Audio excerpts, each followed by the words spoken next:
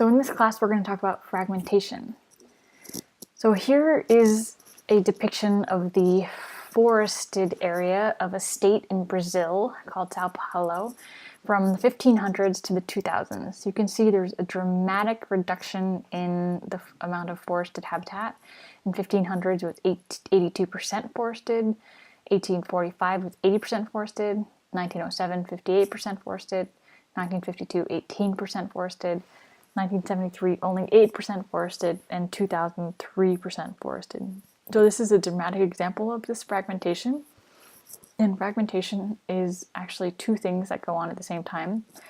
First, there's a reduction in total habitat area.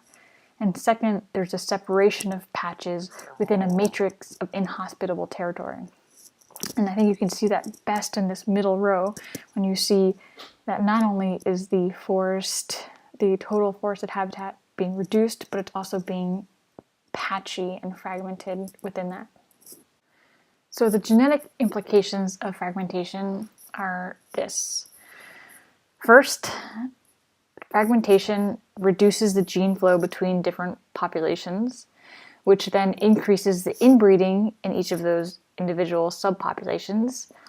And then that inbreeding reduces genetic diversity, and that reduction in genetic diversity increases the extinction risk for both of the populations. And then simultaneously, what's happening in both populations is that there's an increase in genetic drift, and so there's random fluctuation in allele frequencies. So the genetic consequences of this fragmentation depend on a number of things. For example, the number of fragments, whether it's few or a lot. The population sizes in the fragments. Some fragments might have greater populations, some might have fewer. The distance between fragments, so ones that are farther away, there's going to be less gene flow. The geographic distribution of the populations, whether or not it's along water or there's some kind of gradient going on. The dispersal ability of the organism. So, for example, if you have an organism with a really small dispersal ability, they might not actually be able to reach the next patch over, and that's going to increase the isolation. The migration rates, or the gene flow between populations. So some populations might have high gene flow between them, and others might have small gene flow, is indicated here by the width of the arrows. And the ability of immigrants to establish and breed. So it's one thing, you need to have this gene flow, an organism goes from one population to the other population, but in order to really have the gene flow, they need to be able to establish themselves in that population and breed there. And so if that is difficult, then there's not actually going to be any gene flow. And then the matrix environment. So whether or not this is hospitable or not, and the matrix environment is the environment that is surrounding these habitat fragments. So here, the matrix environment would be black. And if that's inhospitable, it means it's difficult for individuals to move between populations and can reduce gene flow. The time since fragmentation. So if this fragmentation was recent, then there's probably some similarity in genetics between the two populations. And finally, the extinction and recolonization rates of these fragments.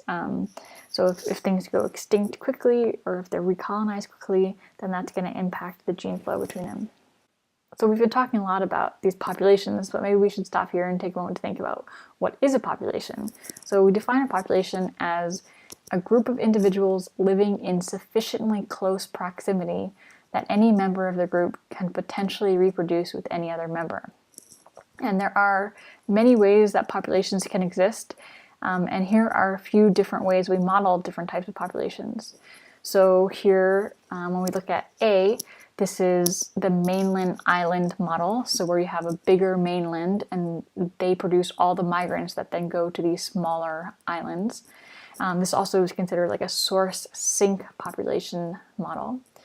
In B, we're looking at an island model where there's equal migration between islands. In C, we're looking at a linear stepping stone model of populations where only neighboring populations exchange migrants. In D, we're looking at a two-dimensional stepping stone model, again where neighboring populations exchange migrants, but this time in multiple directions. And then E, we're looking at a metapopulation model, where you have here a core population that exchanges migrants frequently. And then you have these external populations, and some of them go extinct, represented by the white circles, and then they are recolonized by this core population. And so this is a metapopulation. So population fragmentation resulted in a deficiency of heterozygotes when compared to Harvey-Weinberg expectations for the entire population. And this is called a Walland effect. We talked about this in an earlier lecture, but we're going to come back to it now. And let's think about this like this. So consider that you have one population, and the allele frequencies in this population are 0.5 for both P and Q. And that would, under Harvey-Weinberg, we would expect the heterozygotes to be 2PQ or 0.5. Now, let's suppose this population is fragments, and it splits apart. And during this fragmentation, there's genetic drift within each of these smaller subpopulations, and the allele frequencies deviate due to the genetic drift. And one population becomes all big A, and the other population becomes all big B.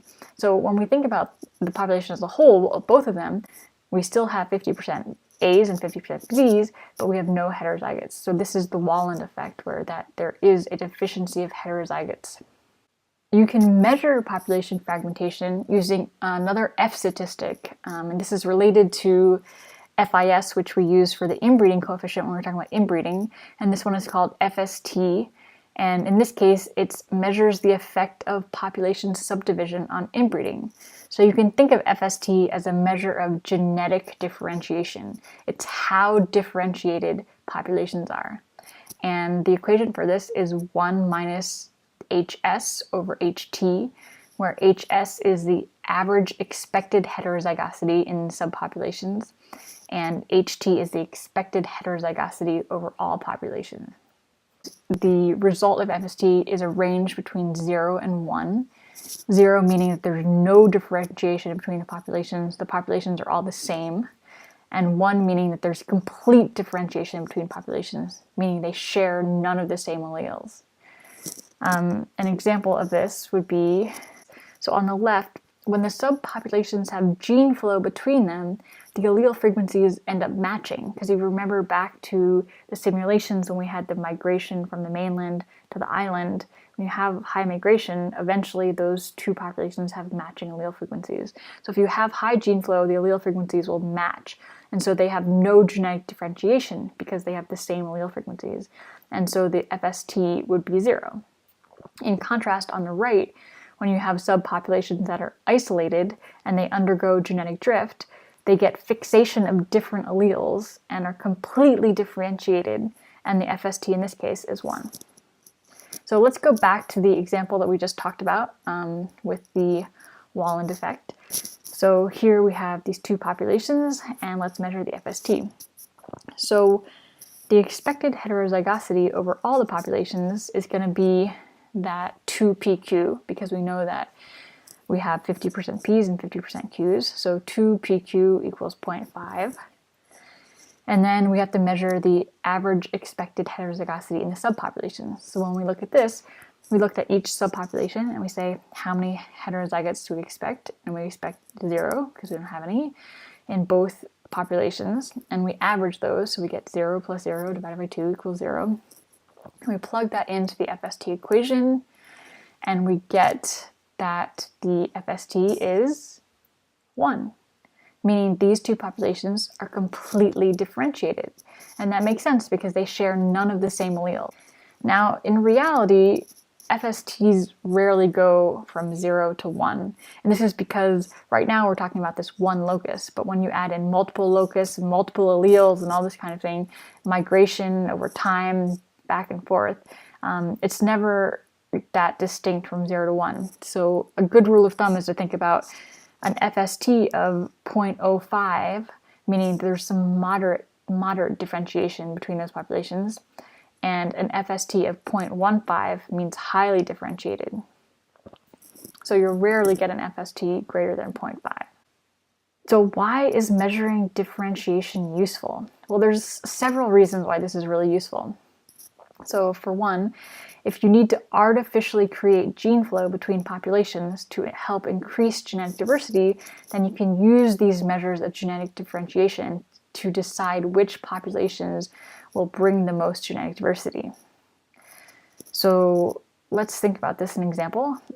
Here is, we're going to talk about lake sturgeon in the Great Lakes, and they spend most of their life in the lakes, and then they spawn in the rivers, and they can become quite isolated. So we measured fragmentation. We look at FST values among the different populations.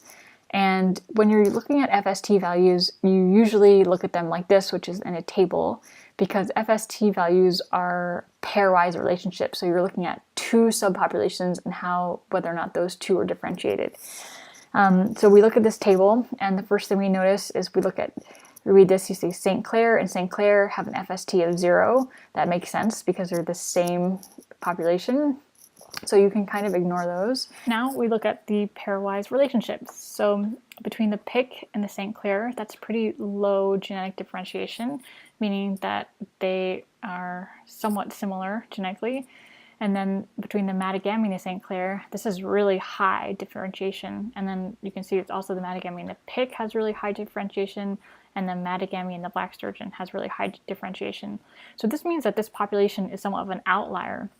And if you were trying to choose populations that you wanted to mix, you probably wouldn't choose one of these that had such high FST values. Instead, you would choose two populations that had pretty low FST values, but you'd want to go back and make sure that in those populations they had high genetic diversity and low inbreeding. But the reason you want to choose ones with relatively low differentiation is because if they are similar, then you can kind of assume that they have similar selective forces, or they come from a similar environment. If they're so different, like the St. Clair and the Matagami here, then that means that maybe that they have totally different environmental variables going on. They're totally different selection pressures, and so they wouldn't be good to combine. And the reason that you see that is because of something called outbreeding depression. Outbreeding depression is the reduction in fitness due to crossing of diverged populations. So if you have two populations that are so different that when you mix them, they don't do very well, that's where you get outbreeding depression. And here are a couple of examples of that. The first one is an ibex in the mountains of Slovakia. There was a population that was dwindling, and to increase the genetic diversity, they introduced individuals from Turkey and Sinai. These individuals were adapted to the desert, and Slovakia is not a desert region. So what happened was parent generations mated and they had hybrids, and it turned out that the hybrids were indeed fertile. But what happened was that they ended up rutting early, and they gave birth in February, which is the coldest month in Slovakia. And so the entire population went extinct because they all died. So this is an example where you had two very divergent lineages that were then hybridized, and actually it hurt them. It caused outbreeding depression. Another example is in the largemouth bass. So here, this was actually an experimental study to see if they could find outbreeding depression, and what they did was they took fish from Illinois and Wisconsin, but they wanted to find two populations that had pretty low genetic differentiation. So they took two populations that only had an FST of 0.05, so that's pretty low, meaning that they are not that differentiated.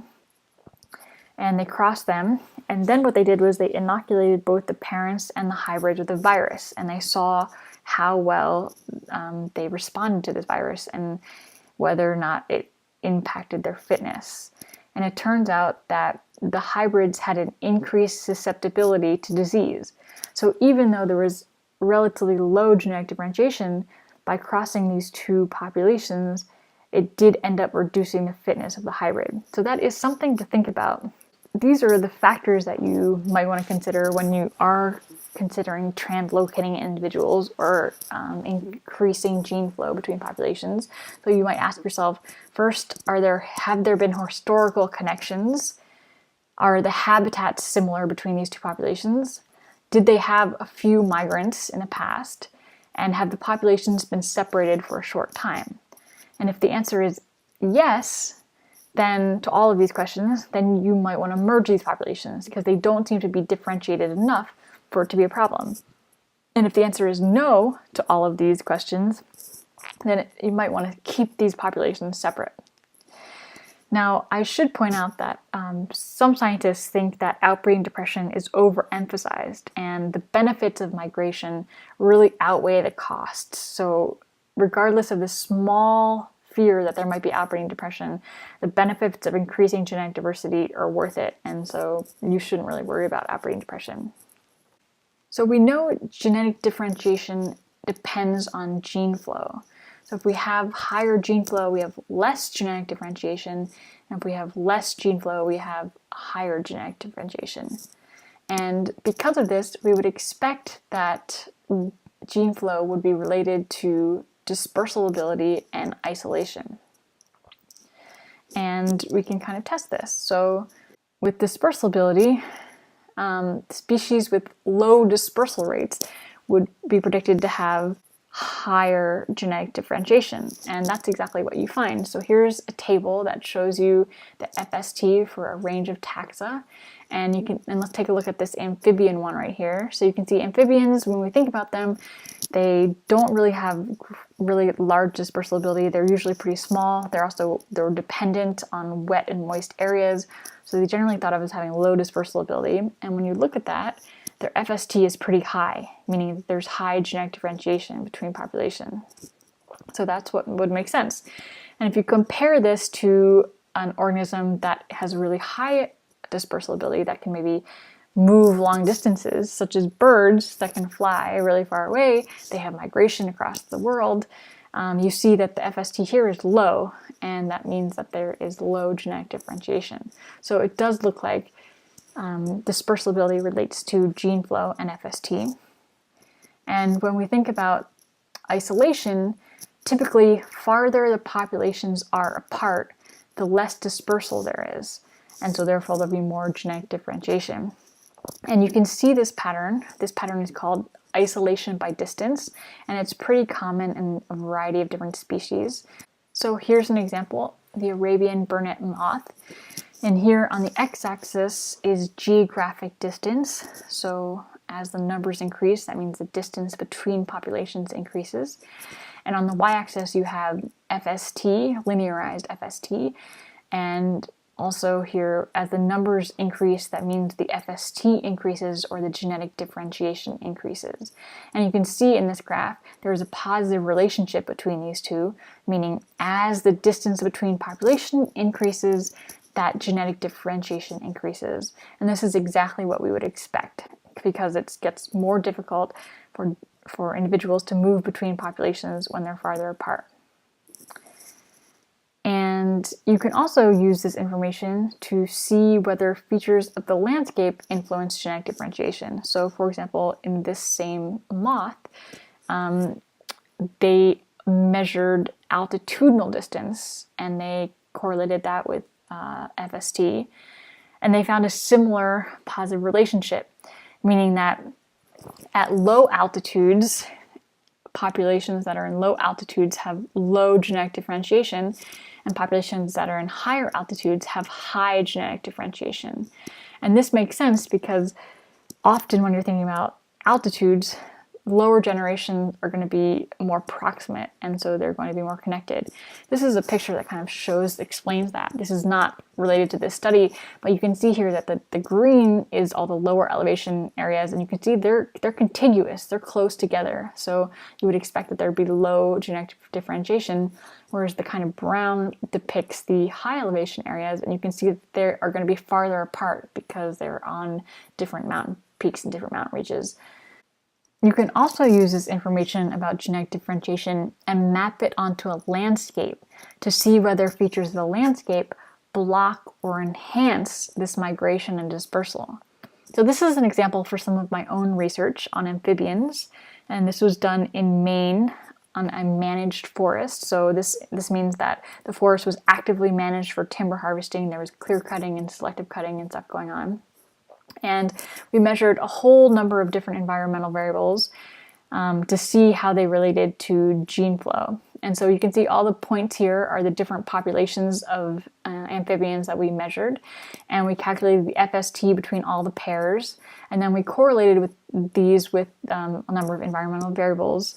So for example, we measured elevation, soil moisture, the distance between ponds, roads, agriculture, streams, and then amount of clear cut. And I'm just going to talk about one of them, and this is clear cutting. So this is not a picture from the study area, but this gives you a good sense of it.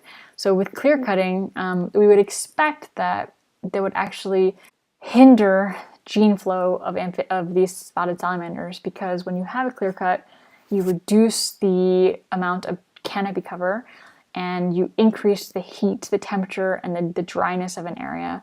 And these amphibians are really moisture dependent, and so that is not a very hospitable landscape for them to move through. And so we would expect that this clear cuts would hinder their gene flow.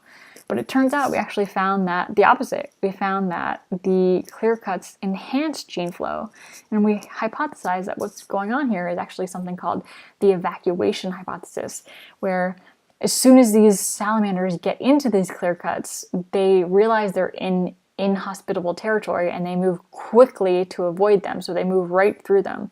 So in fact, what actually happens is that these clear cuts enhance the movement and gene flow between populations. Now, that doesn't mean that I think that you should go clear cut everything in order to enhance genetic diversity and gene flow, but it means that these populations can sustain an amount of disturbance and still maintain the gene flow and high genetic diversity between populations. And you can also measure gene flow and estimate migration rates by measuring FST.